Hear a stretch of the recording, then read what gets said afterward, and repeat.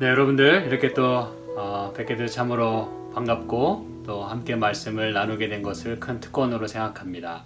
주님의 크신 은혜가 우리 모두와 함께 하셔서 우리의 몸과 마음이 또 하늘을 향하고 모든 세상의 걱정이나 또 아픈 마음이 여전히 우리에게 남아있지만 이 안식의 시간이라도 우리가 그 모든 것들을 또 기꺼이 내려놓고 또 하나님의 주시는 은혜를 많이 우리가 받고 경험할 수 있기를 간절히 소망하고, 이 안식일에도 여전히 늘 저희가 이야기합니다만 여전히 고통 가운데, 그리고 이 안식일을 함께 또 주님을 예배하지 못하는 그런 모든 분들에게 또 하나님께서 자비를 베푸시고 또 여러 형태로 또 은혜를 베푸시기를 진심으로 기원하는 바입니다. 오늘 함께 나누고자 하는 말씀은 호세아서 5장 15절부터 6장 1, 2, 3절입니다. 내가 내 곳으로 돌아가서 저희가 그 죄를 뉘우치고 내 얼굴을 구하기까지 기다리리라. 저희가 고난을 받을 때에 나를 간절히 구하여 이르기를, 오라 우리가 여호와께로 돌아가자. 여호와께서 우리를 찢으셨으나 도로 낫게 하실 것이요 우리를 치셨으나 싸매어 주실 것임이라.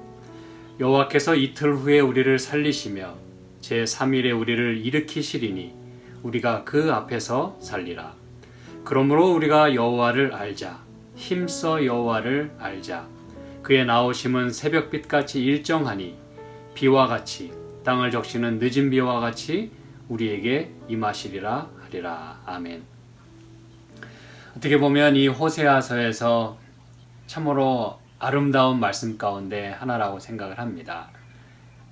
우리가 많이 생각하고 또 나누고 또 인용하는 그런 말씀인데요. 우리가 이 지난 시간에 살펴봤습니다만 하나님의 명령을 줬고 또 하나님을 우리가 따라가는 대신에 사람의 명령을 줬고 또 사람의 우상을 우리가 만들고 거기에 경배하는 그런, 그렇죠? 또 지게표를 옮기는 그런 엄청난 일들을 우리가 행하고 있지만, 그러나 항상 약속의 말씀이 있다고 우리가 살펴봤습니다. 그렇죠? 그것이 바로 하나님께서 비록 여기 14절에 에브라임에게는 사자 같고, 그렇죠? 움켜갈지라도 탈취하여 갈지라도 건져낼 자가 없겠다고 하는 그런 그 아픔과 상처를 또 경험하게 되겠지만, 그러나 하나님의 마음은 15절에 저희가 그 죄를 뉘우치고 내 얼굴을 구하기까지 기다리시겠다고 말씀을 합니다. 저희가 고난을 받을 때에 나를 간절히 구하겠다, 이렇게 이제 하나님께서 말씀을 하십니다. 참고로 나를 간절히 구한다라고 할 때 우리말이 그렇게 표현했지만요, 참 간절히 구하는 것입니다, 말 그대로. 그래서 얼마만큼 이렇게 간절히 구하는가, 예를 들면은 그 이사야서 26장 9절에 보면은요, 이런 말씀이 있습니다. 이사야서 26장 9절에 우리가 이런 말씀들을 좀 살펴보게 된다면, 우리가 하나님을 간절히 구한다는 게 이제 어떤 마음인지를 그저 조금이나마 엿볼 수가 있는 것이죠. 이사야서 26장 9절에 밤에 내 영혼이 주를 사모하여 싸운즉 내 중심이 주를 간절히 구하오리니. 그래서 여러분, 우리는 시편에서도 많은 말씀을 저희가 살펴봤습니다만 주로 그 밤에는 울음이 기숙할지라도, 그렇죠? 아침에는 기쁨이 찾아오겠다고 하는, 그래서 그런 것들이 말해주는 것은 그 밤의 그 아픔을 노래하고 있어요.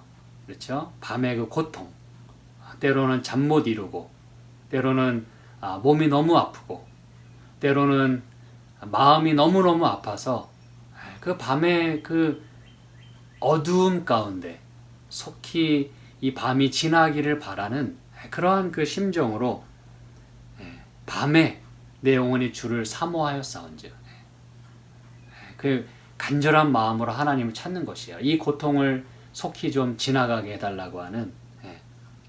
그래서 중심이 주를 간절히 구한다. 그래서 여러분, 밤에 이렇게 주님을 사모하는 자들은 무엇을 기다리는 자들이에요? 아침을 기다리는 자들입니다. 그래서 이 간절히 구한다라고 하는 이 말의 이 히브리어 어근을 보면 새벽을 기다린다라는 그런 의미가 들어 있어요. 아시죠? 그래서 밤에 하나님을 간절히 찾고 그렇게 무엇인가를 간절히 기다리는 것은 바로 새벽을 기다리는 것입니다. Look for the dawn. 새 아침이 오기를 간절히 구하는 것이에요. 그런 마음으로 이제 하나님을 찾는다는 것이에요. 그런 마음으로 간절히 하나님을 찾게 될 때에 이제 호세아 선지자가 여기 이제 그렇게 권면하는 것입니다. 오라, 우리가 여호와께로 돌아가자. 여호와께서 우리를 찢으셨으나 도로 낫게 하실 것이요, 우리를 치셨으나 싸매어 주실 것입니다. 이것은 물론 백성이 이야기하는 것도 되지만 여전히 이 여러 성경의 그 번역본들에 의하면 호세아 선지자의 권면으로 또 보기도 합니다. 그래서 두 개 다 우리가 이해해도 상관없어요. 백성이 하나님을 간절히 구하여 말하기를 여호와께로 돌아가자. 이것도 말이 되고, 그리고 그렇게 해야만 답이 있다는 것을 호세아 선지자가 지금 백성들에게 하나님의 마음을 전하는 것이에요. 그래서 우리가 여호와께 돌아가야 산다, 이렇게 말이죠. 비록 하나님께서 아까 읽었지만 사자 같고 움켜갈지라도 내가 또 탈취하여 갈지라도 건져낼 자가 없겠다고 말씀한 그 하나님, 비록 찢어지는 아픔이 있고 또 상처가 있겠지만 여호와께로 돌아가야 그것이 낫겠다고 하는 것이에요. 우리는 지난번에 살펴봤습니다만 아픔을 치료하기 위하여 하나님께 가야 되는데 아수르에게 손을 벌린다 그랬어요. 그렇죠? 엉뚱한 데 가는 것이죠. 그래서 여러분, 우리 신앙에 있어서는 방향이 굉장히 중요합니다. 제가 방향이라는 말씀을 지금 드리고 있어요. 방향. 그래서 우리가 잘 아는 대로 이 토라, 하나님의 이 율법, 이 말씀은 그 토라라고 하는 그 말이 갖고 있는 그 의미는 뭐라 그랬어요? 방향이라 그랬어요. direction. 교훈이고 명령이고 가르침이지만 그것들이 하는 그 펑션은, 기능은, 그리고 그것에 주어진 목적은 바로 방향을 잡는 것입니다. 방향타 역할을 한다는 것이에요. 여러분, 이 비행기에서도 방향타는 굉장히 중요합니다. 그 방향타가 어디로 이렇게 꺾어지느냐에 따라 비행기가 어디로 가느냐가 결정이 돼요. 그렇죠? 근데 잘 가야 되는데 잘못 잡으면은 항로를 이탈하면 큰일 납니다. 그렇죠? 하늘에는 비록 우리 눈에는 길이 안 보여도 다 항로라는 게 있어요. 비행기가 다니는 길들이 다 있습니다. 배도 마찬가지예요. 우리 눈에는 그냥 그 드넓은 바다에 무슨 길이 있겠나 싶지만 그 길은 뭐예요? 방향을 따라가는 게 바로 길이에요. 그렇죠? 그래서 여러분, 하나님의 교훈, 법도, 가르침, 교훈, 계명, 이런 것들은 다 그 길, 그 방향과 관련이 있는 것들입니다, 여러분. 그래서 우리가 어디로 가야 되느냐가 중요한 것이에요. 신앙이 어느 방향으로 가느냐가 중요한 것입니다. 네. 그래서 비록 이 이스라엘 백성이 하나님을 등지고 다른 데 가봤는데, 물론 이 이후에라도 계속적으로 다른 데 갑니다, 여러분. 네. 그게 우리 인간의 연약함이고 죄됨이에요. 그런데 다른 데 가봤더니 영 아닌 거예요. 거기 가면은 만족이 클 줄 알았는데 만족은커녕 헐트만 당하고 아픔이 뒤따라오는 것이에요. 그래서 이제 이러다간 우리가 죽겠다, 이렇게 우리가 찢기고 상하고 이렇게 하나님께 이런 그 벌들을 받고 하나님께로부터 우리가 이렇게 등을 돌리고 가서 그 받는 그 아픔이 너무 커요. 또 마음에 또 그 하나님의 백성이기 때문에, 그래도 명색이 하나님의 백성이기 때문에 마음의 찔림이라는 게 있는 것이에요. 그래서 이제는 하나님께로 방향을 다시 잘 잡아야, 그래야 우리가 살겠다라고 지금 이야기를 하는 것이에요. 저와 여러분의 삶 가운데도 마찬가지입니다. 우리가 지금 어느 방향으로 우리가 가고 있는지, 어떤 길 위에 우리가 신앙의 길을 걷고 있는지는 우리가 날마다 우리가 점검하지 않으면 이게 어렵습니다. 그렇죠? 그리고 나중에는 분간하기도 힘들어요. 또 어떤 때는 또 돌아오기가 아주 쉽지 않을 때가 있습니다. 그래서 우리가 어디로 가느냐, 여기서는 하나님을 등지고 갔기 때문에 이제는 여호와께로, 그게 이제 우리가 흔히 말하는 회개입니다. 그렇죠? 돌아가는 거예요. 여호와께로 돌아가자. 그래야 우리가 제대로 가는 것이에요. 그래야 우리가 사는 것입니다. 그렇죠? 그래서 이 신앙의 방향, 이 탕자 이야기를 오늘도 조금 제가 이제 하게 됩니다만, 아버지께로 돌아가지 않는 한 그는 거기서 굶어 죽었을지도 몰라요. 그렇죠? 내가 여기서 줄여 죽는구나. 아버지께로 돌아가야 사는 것입니다. 그래야 회복되는 거예요. 그렇죠? 이게 아주 큰 줄거리이고 매우 큰 교훈입니다, 여러분. 그래서 2절에 이렇게 말씀하는 겁니다. 여호와께서 이틀 후에 우리를 살리시며 제3일에 우리를 일으키시리니 우리가 그 앞에서 살리라. 여러분, 부모는 이 자식이 아무리 잘못을 했어도 엄마 품에 또 아버지 품에 손들고 달려오면, 여러분, 모든 걸 다 들었던 매도 내려놓을 수밖에 없습니다, 여러분. 그렇죠? 그리고 결국 그 매라는 것도 망하게 하고 또 힘들게 하려는 매가 아니라, 그렇죠? 고치고자 하는 매인데, 이미 그 품에 돌아오고 그 품에 들어오게 될 때 이제 모든 것들이 회복되는 것입니다. 그렇죠? 싸매 주시고 또 낫게 해 주시고, 그렇죠?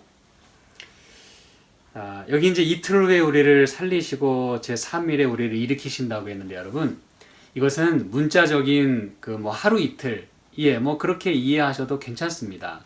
그리고 어차피 이틀 후에라는 말은 그렇게 멀지 않은 날이에요. 그렇죠? 오늘 어떤 일이 발생했는데 내일 모레 뭐 이렇게 어떤 의미에서 바로바로 이렇게 하나님께서 대처해 주시고 또 그분이 여기 살려주시고 품어주시는 모습을 봅니다. 그리고 그도 그럴 것이, 이게 after 2 days, 뭐 이틀 후에라고 하는 이 말은 이제 살펴봤더니 그 매우 짧은 시간 안에라고 하는 말을 가리키는 이디엄이랍니다. 그래서 이 성경에 이제 그런 표현들이 사용이 됐다는 것이죠. 이틀 후에라고 하는 것은 곧이란 뜻이죠. 아주 짧은 시간 안에 이제 그런 뜻이 되겠습니다. 그래서 하나님께로 돌아오기만 하면, 그렇죠? 하나님은 바로 싸매 주시고 낫게 해주신다는 말씀입니다. 그리고 제3일에 일으키신다라고 하는 것은 참 의미가 큰 말씀입니다, 여러분. 왜냐하면 이 성경에 그 3일이라고 하는 거, 그냥 우리말로는 3일에 그랬지만 영문으로는 on the third day, 그러니까 세 번째 날에 이제 그런 의미가 되겠어요. 그럼 여러분, 보통 이렇게 제3일에 세 번째 날, 그것은 성경은 그런 표현들을 통해서 예수님의 부활을 이야기하는 거예요. 다시 말하면 이 제3일에라고 하는 표현은 부활 용어입니다. 예수님의 그 부활을 가리키는 것 이외에는 우리가 다른 것들을 찾기가 참 힘들어요. 그것이 가장 중요한 그 메시지인 거예요. 그래서 이미 예수님의 그 부활 있기 수백 년 혹은 뭐 수천 년 전에라 할지라도 이런 표현들을 성경이 사용하는 것은 궁극적으로는 예수님께서 이렇게 부활하실 것을 말씀하면서 그 부활의 권능, 다시 일으키시는 하나님의 그 사랑과 권능을 이런 표현들을 통해서 다 미리미리 말씀해 주신 거예요. 그 제3일에는 항상 그런 놀라운 역사가 일어난다는 것입니다. 다시 살려주시는. 그래서 이틀 후에 우리를 살리시고 이런 표현들은요, 여기에 이제 강조형이 사용이 되었어요. 강조형. 그건 뭐냐? 한마디로 죽었다가 다시 살아나는 그러한 표현을 쓸 때 이런 표현을 쓰는 거예요. 아시겠죠? 그래서 이 탕자도 내가 여기서 줄여 죽는구나. 그런데 하나님께로, 즉 아버지께로 돌아가니까 그는 죽지 않고 살게 됐어요. 그렇죠? 문자적으로도 그는 죽지 않게 되었고, 영적으로도 그는 참 거지와 같은, 다 사람들에게 따돌림을 받고 이제 굶어 죽게 된 그 모든 상황으로부터 벗어나게 되었어요. 그래서 여러분, 이것은 bring back to life, 죽었는데 다시 하나님께서 소생시켜 준다고 하는 그런 의미예요. 일으키시고 부활, 다시 한번 그를 살려주시고. 그래서 여러분, 이렇게 소생시켜 주시고 회복시켜 주시는 그 이야기가 바로 오늘 회복의 메시지인 것입니다. 우리가 하나님께로 돌아가게 될 때 우리는 그 앞에서 살겠다, 이렇게 말씀하는 거예요. 여러분, 하나님 앞에 우리는 죽으러 가는 것이 아닙니다. 잘못을 했어도, 어린 아이들이 부모님 말씀 안 듣고 잘못을 했어도 빨리 엄마 품으로, 아빠 품으로 돌아가야 살아요. 그렇죠? 그 무거운 이 죄책감의 그 짐으로부터, 그리고 혼날 거 생각하면서 두려워 떠는 그것으로부터 빨리 돌아가면 돌아갈수록 빨리 회복이 됩니다. 그래서 이렇게 하나님께로 돌아가야 우리가 그 앞에서 살겠다, 이렇게 말씀하는 것이에요. 그래서 오늘 여기 3절은 이렇게 얘기하는 것입니다. 그러므로 우리가 여호와를 알자, 힘써 여호와를 알자 그랬어요. 그러므로라고 하는 것은 앞에 이야기했던 것들의 결론입니다. 그렇죠? 그러므로 이제 그분을 알아야 우리가 살겠다, 이것이에요. 그럼 여러분, 여기 이제 1절에서는 우리가 여호와께로 돌아가자 그랬는데 3절에서는 여호와를 알자 그랬어요. 그러면 돌아가는 것과 아는 것은 어떤 관련이 있을까요, 여러분? 메시지가 하나면 좋겠는데, 그렇죠?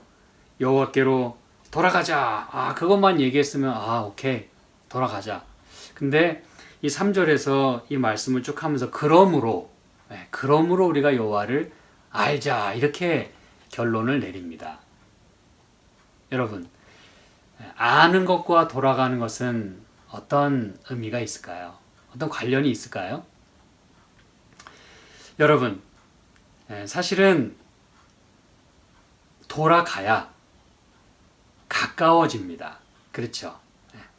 그리고 가까워져야 또 알게 돼요. 매우 심플합니다. 그리고 또 동시에 그분을 알아야 또 우리가 돌아갈 수가 있어요.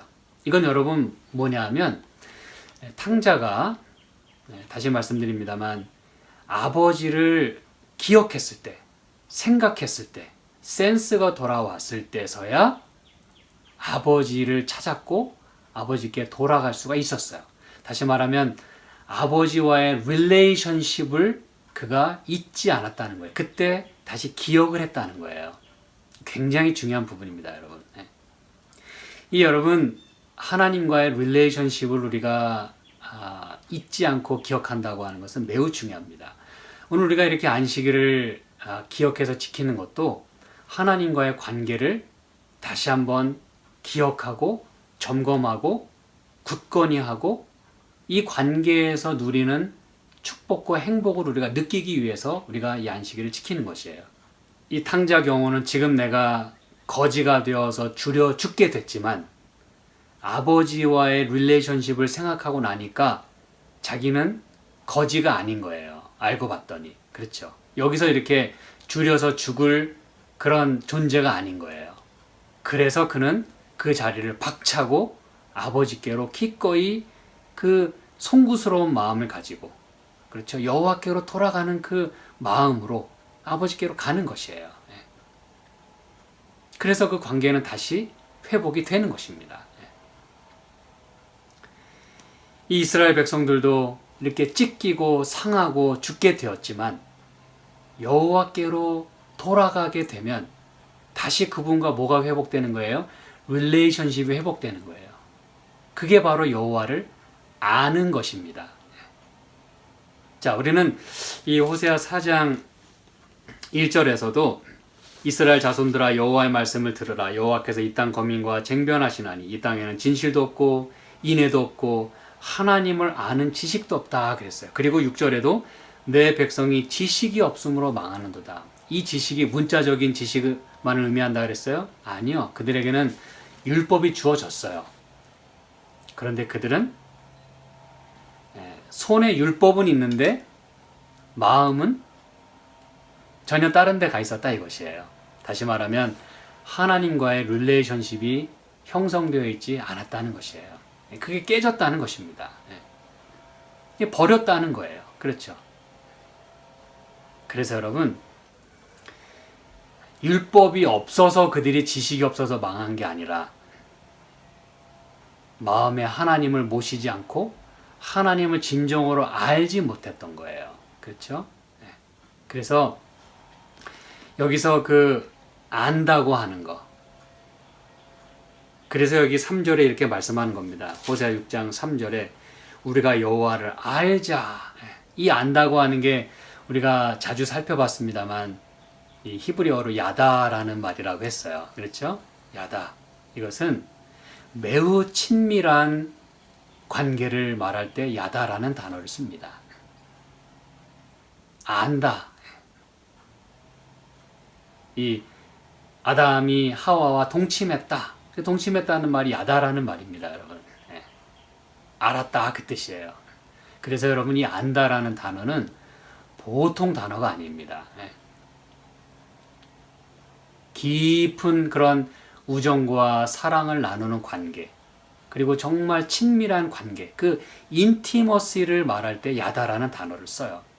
그래서 여러분, 하나님을 우리가 알아야 또 돌아갈 수 있고 그분께 돌아가야 알 수가 있는 거예요. 그게 다 하나님과의 관계를 말해주는 것입니다, 여러분. 그렇죠? 그래서 여호와께로 돌아가자 말씀하면서 그러므로 우리가 여호와를 힘써 알자 그랬어요. 하나님께 돌아가야 가까워져요. 그분의 품에 안기게 돼요. 그래야 그분을 아는 것이에요. 아, 하나님은 이런 분이지. 나를 따뜻하게 품어주시는 하나님. 그렇죠? 매를 드시지만 우리의 상처를 그 손으로 또 싸매주시고 감싸주시고, 이 목자의 시에서 그 한 마리 양의 시 시편 23편에서 우리가 살펴봤죠. 그렇죠? 그 목자, 목자의 손으로 그 기름으로 모든 상처를 싸매시는 그런 그 하나님의 그 자상함, 인자하심, 그런 것들을 지금 여기서 우리가 경험하자라고 그렇게 호소하고 있는 것이에요. 여러분, 이 부부도요, 가까이 있어야 정도 들고 사랑도 나눌 수 있는 거예요.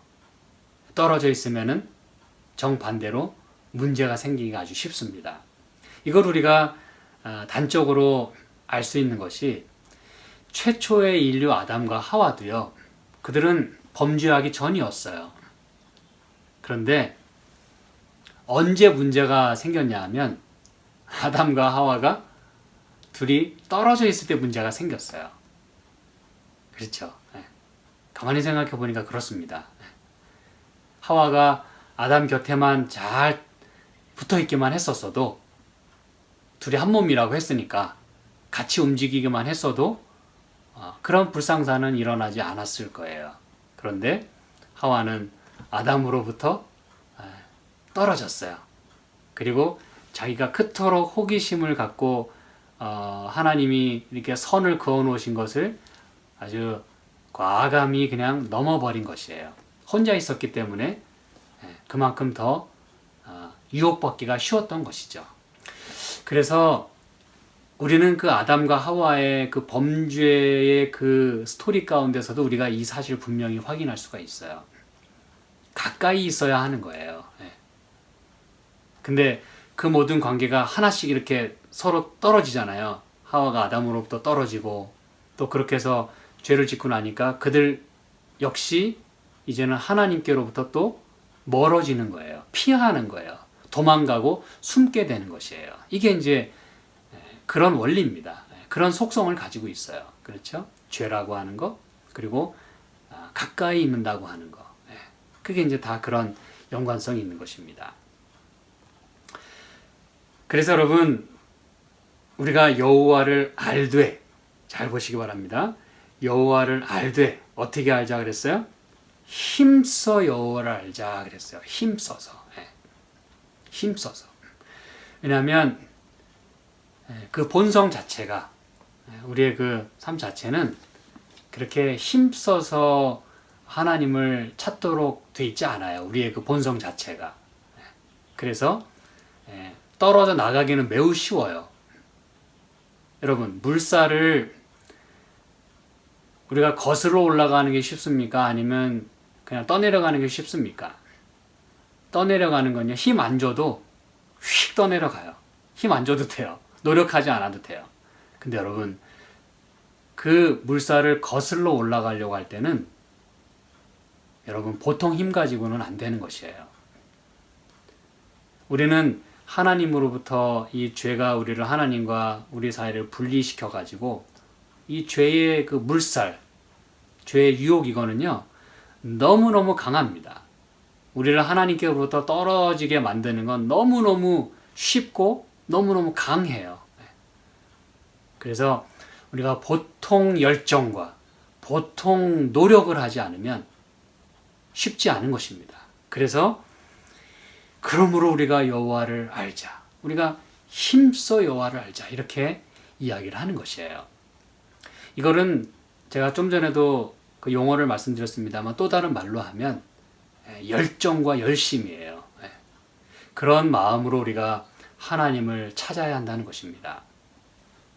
사실 여러분, 이건 굉장히 중요합니다. 왜냐하면 사랑이라고 하는 것은 이 밀접한 그리고 친밀함, 이 관계라고 하는 것은요 노력하지 않으면은 회복되기가 아주 쉽지 않습니다.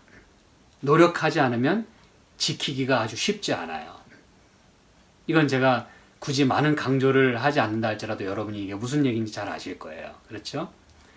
우리의 사랑이란, 우리 죄 많은 우리 인류의 사랑이란 가만히 놔두면요 식어지게 돼 있어요. 참 이상하죠. 그렇죠?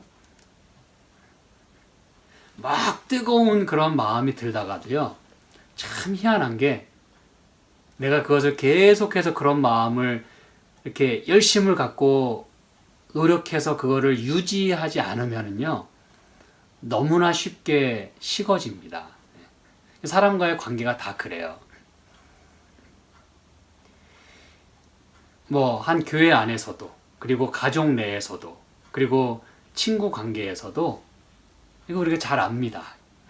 서로 막 이렇게 문자도 주고받고 전화하고 이렇게 관심을 표현하지 않으면 그냥 식상해지고 이렇게 식어지게 돼 있어요. 그렇죠?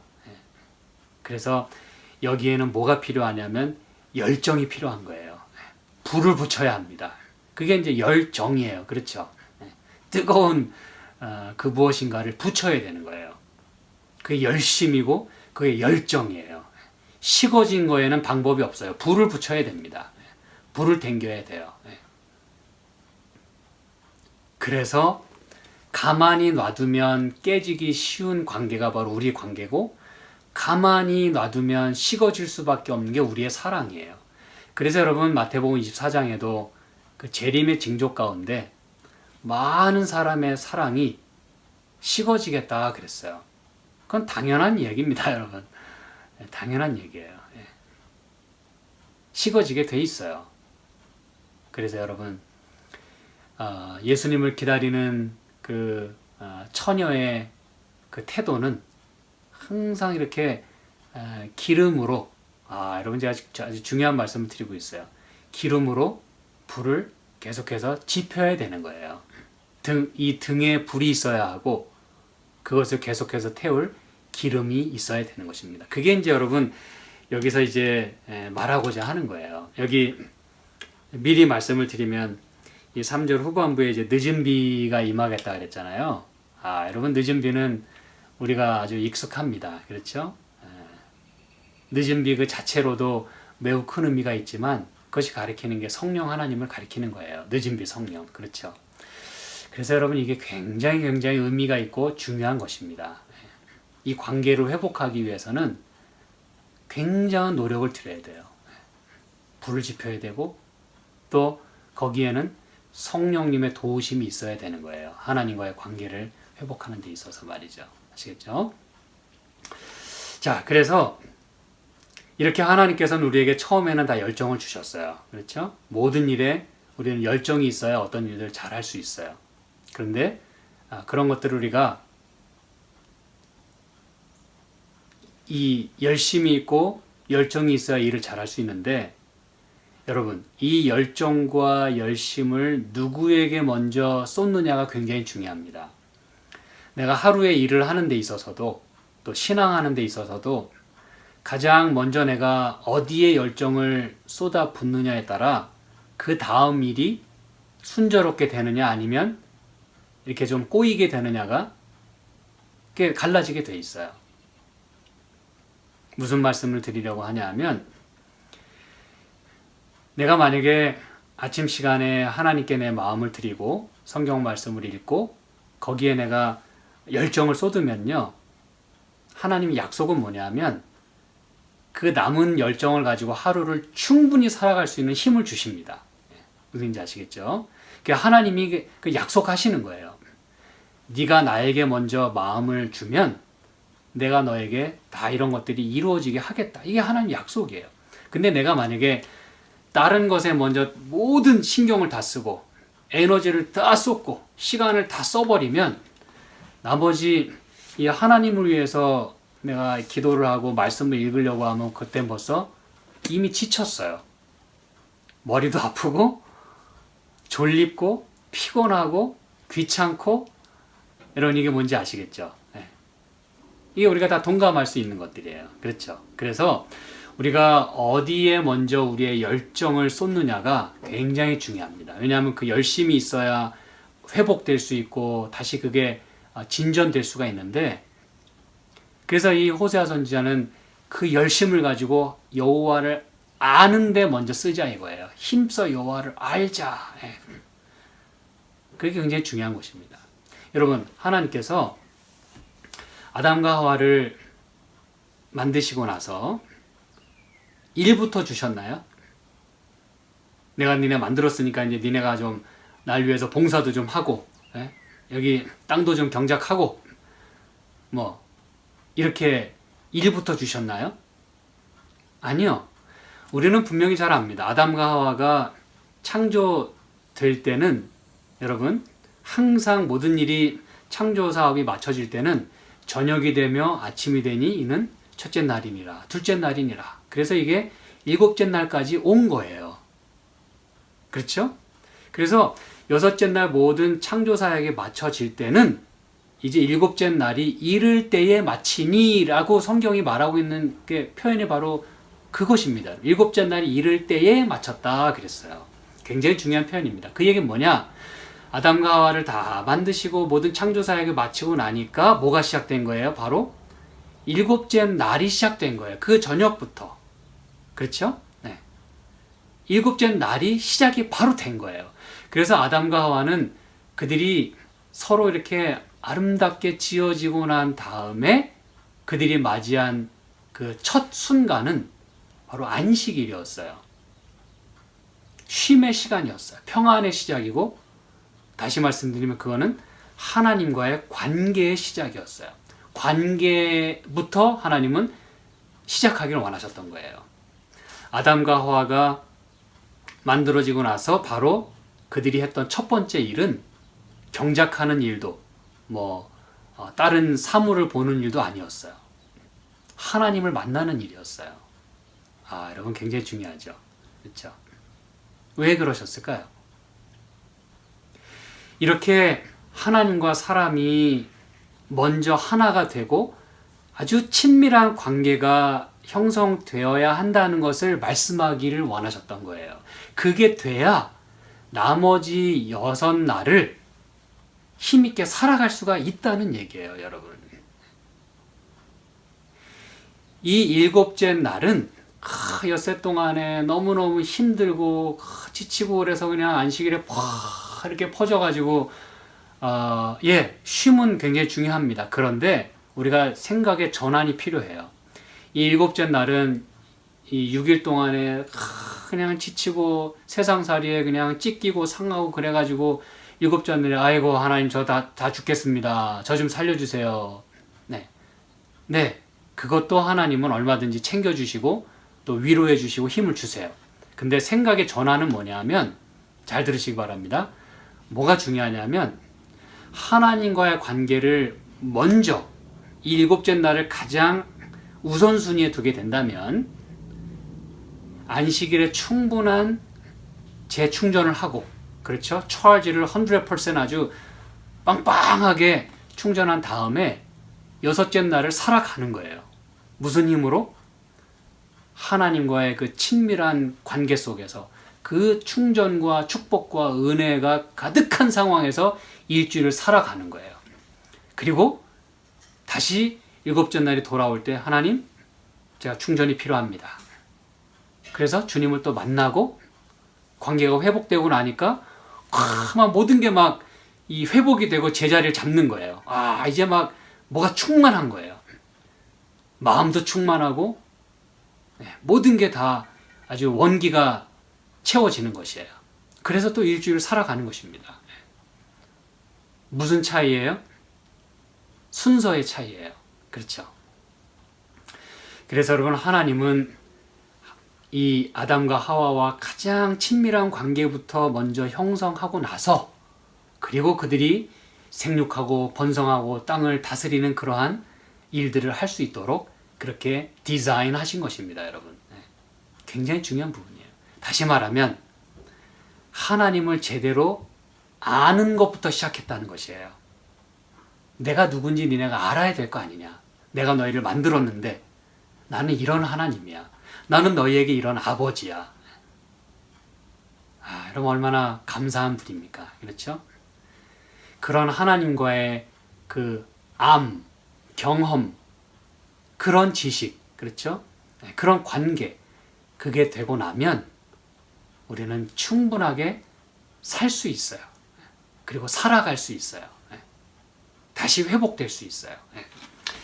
자, 그래서 이것은 여러분, 우리가 왜 이 안식일을 그렇게 기억해서 지키는지에 대한 중요한 또 이 베이스가 되기도 하는 것이에요. 우리가 이 날을 힘써서, 그렇죠? 이 시간을 놓치지 않고 하나님을 만나고 하나님과 이런 교제를 나누기를 우리가 힘써야 되는 거예요. 힘쓰지 않으면 내가 물론 모든 일이 다 오케이고 그냥 다 이렇게 좋아서 아무런 어려움 없이 안식일을 지킬 수도 있어요. 하지만 어떤 사람들에게는 이 날을 지키기 위해서, 그리고 이 시간을 할애받기 위하여 많은 노력과 참 고생과, 그렇죠? 또 여러 다른 형편에 있는 사람들은 목숨까지도 이 날과 바꿀 수 있는, 그리고 바꿔야 되는 그러한 상황 가운데 있는 사람들이 있어요. 그렇죠?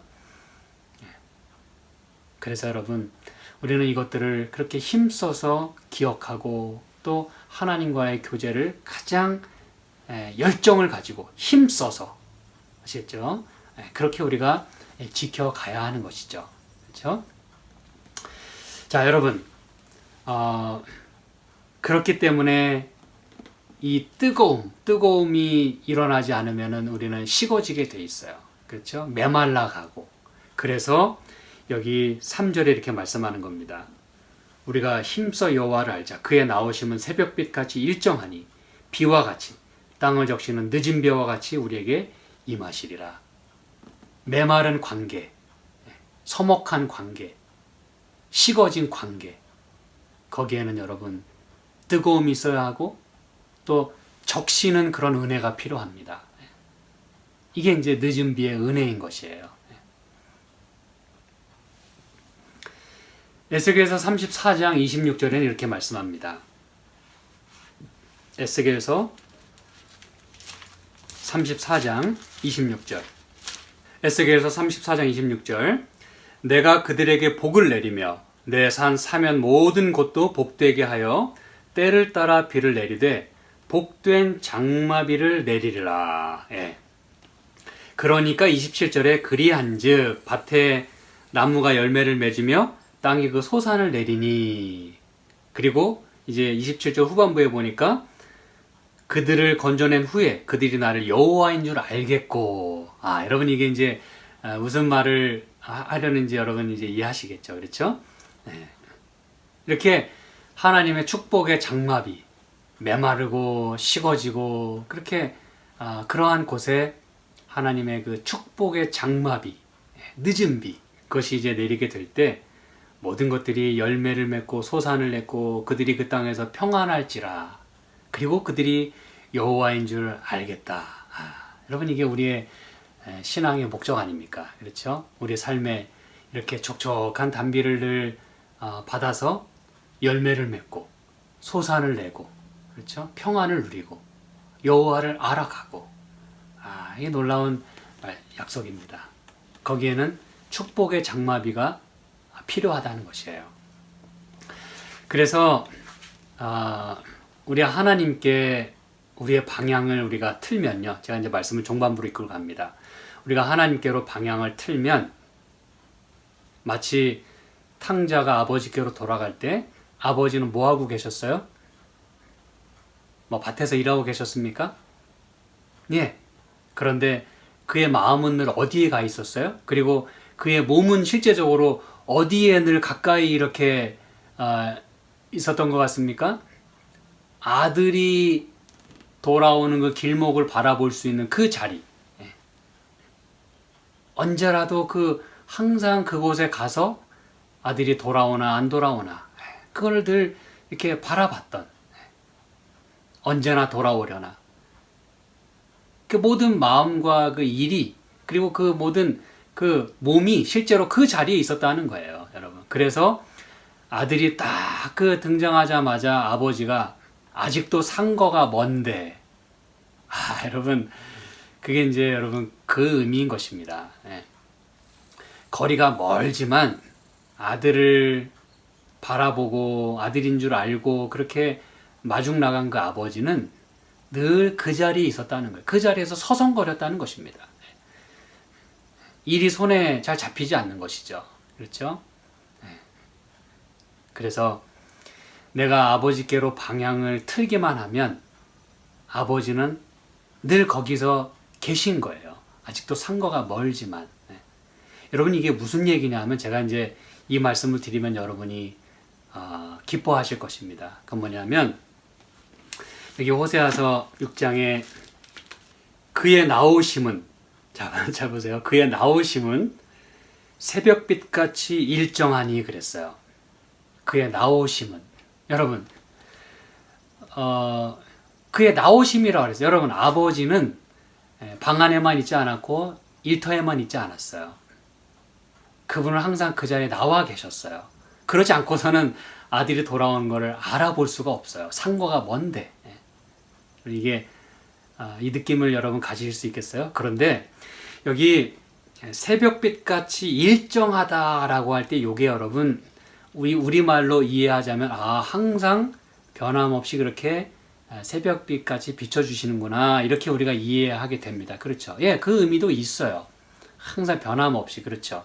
근데 여러분 이것이 가지는 그 원문의 의미는 뭐냐면, 더군다나 그 70인역 제가 여러 번 말씀드리죠. 그 70인역에 보면 이렇게 번역이 되어 있어요. We shall find him ready as the morning. 여러분 다시 한번 제가 말씀드립니다. We shall find him ready as the morning. 그렇게 되어 있어요. 이게 무슨 말이냐면 우리는 그분이 준비되어 있다고 하는 사실을 알게 된다. 마치 아침이 이렇게 동터오는 것처럼 그분은 항상 준비되어 있다는 걸 우리는 알게 된다 이거예요. 여러분 이게 무슨 얘기인지 아시겠습니까? 우리가 그분께 방향을 틀기만 하면 그분을 알기 위하여 그분께 가까이 친밀함 그렇죠? 그분을 알아가고자 노력할 때 하나님은 이미 그 자리에 계신다는 거예요. 이미 그분은 다 준비가 돼 있어요. 우리는 그분이 ready 돼 있다는 거, prepared 돼 있다고 하는 것을 우리는 발견하게 될 것이라는 거예요. 뭐같이?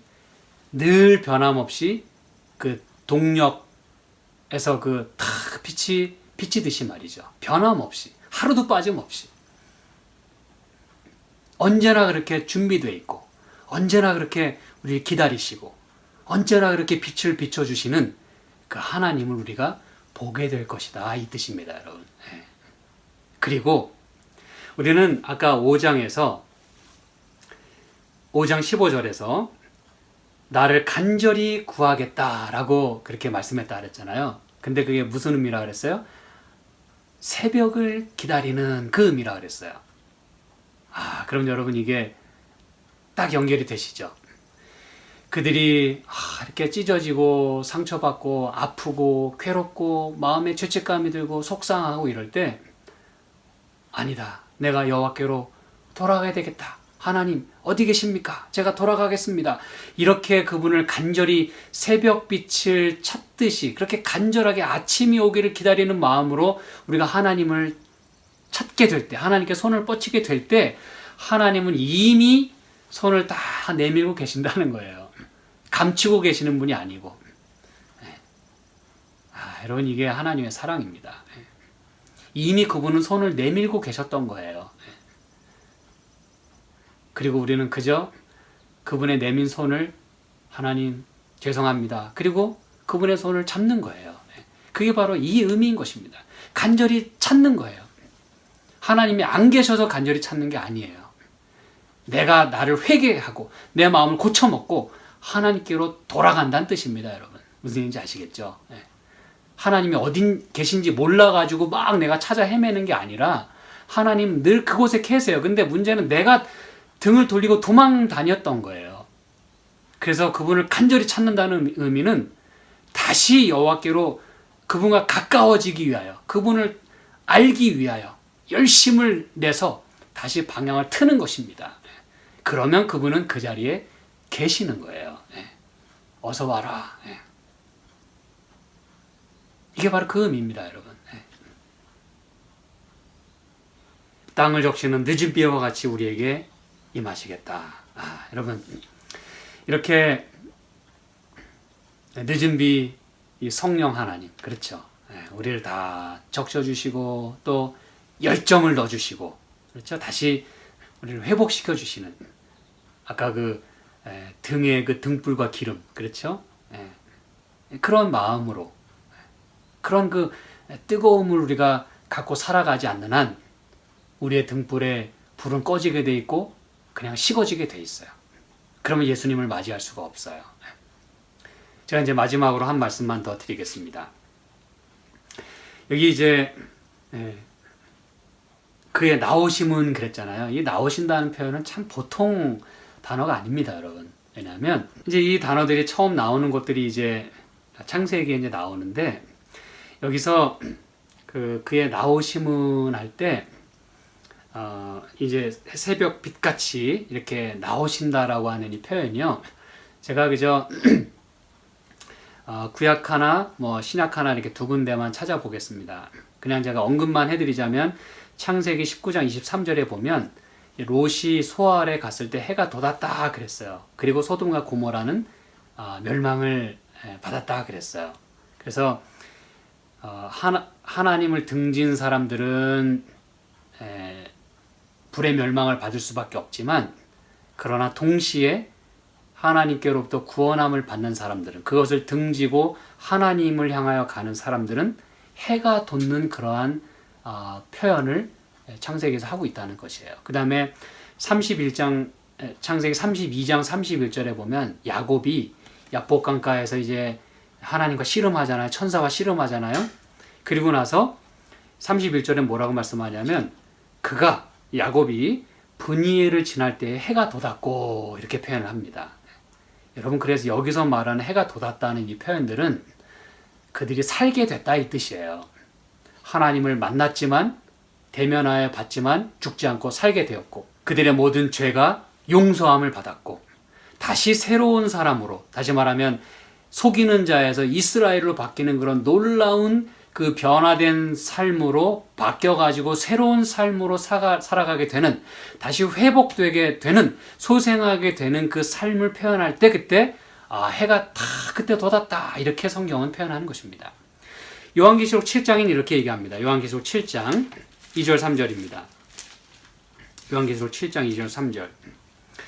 또 봄에 다른 천사가 살아계신 하나님의 인을 가지고 해 돋는 데로부터 올라와서 땅과 바다를 해롭게 할 권세를 얻은 네 천사를 향하여 큰 소리로 외쳐 가로되, 우리가 우리 하나님의 종들의 이마에 뭘 치기까지? 인치기까지 땅이나 바다나 나무나 해하지 말라 하더라 그랬어요. 여러분, 이건 놀라운 말씀입니다. 왜 그런지 아십니까? 지금 여기서 다른 천사는 이제 예수님을 가리킵니다. 제가 이제 나중에 기회가 되면 다 증명해 드릴 수 있어요. 이 예수님께서 살아계신 하나님의 인을 가지고 해 돋는 데로부터 올라왔다 그랬어요. 등장했다 그랬어요. 해 돋는 데로부터. 이게 이제 여러분 뭘 의미하는지 다 감을 잡으시겠죠. 그렇죠? 네. 하나님의 인을 가지고 해 돋는 데, 이 새벽빛 같이 해 돋는 데로부터 올라와서 무슨 일을 하세요? 이마에 인 맞을 사람들을 찾고 계시는 거예요. 여러분, 이 말씀이 지금 우리가 호세아서 보는 말씀하고 똑같지 않습니까? 그렇죠? 그분의 나오심은 새벽빛같이 일정하니, 항상 그렇게 준비되셔서, 그렇죠? 항상 손을 벌리고, 그리고 그분이 뭐 하세요? 땅을 적시는 비와 같이, 늦은 비와 같이 우리에게 임하시리라. 여러분, 그게 바로 성령 하나님을 가리키는 것이에요. 근데 인치는 거, 이거 누가 하는 일이에요? 성령 하나님께서 하시는 일입니다. 우리가 흔히 늦은 비 성령이라고 이야기합니다. 그렇죠? 그 인을 맞는 거예요. 그 성령의 인을 받는 거예요. 이 안식일도 마찬가지고 말이죠. 우리가 안식일에 하나님과 관계를 회복하고 새로운 힘을 얻게 될 때 우리는 하나님의 인을 받는 것입니다. 그도 그럴 것이 하나님께 마음을 드리고 있잖아요. 하나님께로 돌아가고 하나님을 힘써서 지금 우리가 아는 거잖아요. 하나님과 지금 그런 관계 속에 우리가 살아가는 거잖아요. 그러니까 하나님이 인을 쳐주신다고 약속하신 거예요. 사랑하는 여러분, 저는 이제 말씀을 제가 이제 마무리하면서, 이제 우리가 전에 혹시 하나님을 등지고, 그것이 꼭 내가 어떤 나쁜 짓을 꼭 해서가 아니라 내 마음속에 하나님을 나의 최우선으로 생각하지 못하고 다른 데 많은 열정을 먼저 다 쏟아버리고 그 남은 그 식은 열정 가지고 뭘 해보려고 했던 우리의 그 노력들이 기억이 나신다면, 이 시간 우리가 하나님께 회개하는 마음으로 돌아가야 할 것입니다. 우리가 하나님께로 돌아가게 될 때, 그분을 힘써 알고자 할 때, 우리 하나님께서는 아직도 상거가 멀지만 그분의 나오심은 새벽빛같이 일정하게 변함없이, 그리고 항상 먼저 손을 뻗치시고 우리가 돌아오기를 기다리시는 그런 하나님을 여러분이 만나실 수가 있을 것입니다. 저와 여러분의 그 뜨거운 열정을, 식어져 가고 있다면 다시 그 열정을 우리가 불을 당겨서, 누구의 도움을 힘입어서?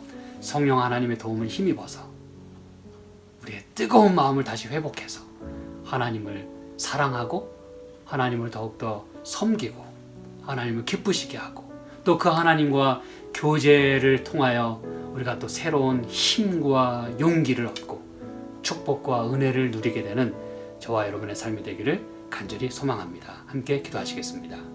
하나님 아버지, 고맙습니다. 저희를 도우셔서 우리의 열정이 다시 회복되기를 원하오니 저희를 도와주시옵소서. 하나님, 말씀을 통해서 또 기도를 통해서 또 말씀을 듣는 걸 통해서 그리고 주님에 대한 묵상을 통해서 주님에 대한 사랑 다시 한번 우리가 회복할 수 있게 해주시고 뜨거운 마음 갖게 해주시고 이 가장 좋은 시간, 이 공간 속에서 이 안식일 저희가 주님을 기억하고 주님께 우리의 모든 열정과 정성과 마음을 쏟을 수 있도록 축복하여 주시옵소서.